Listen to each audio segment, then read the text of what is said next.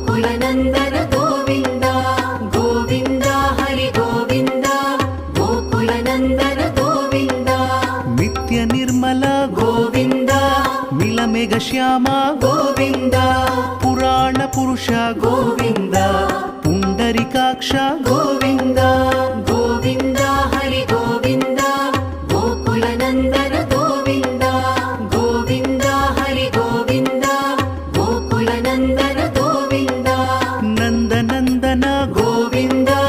नवनीत चोर गोविन्द पशुपालक श्री गोविन्द पाप विमोचन गोविन्द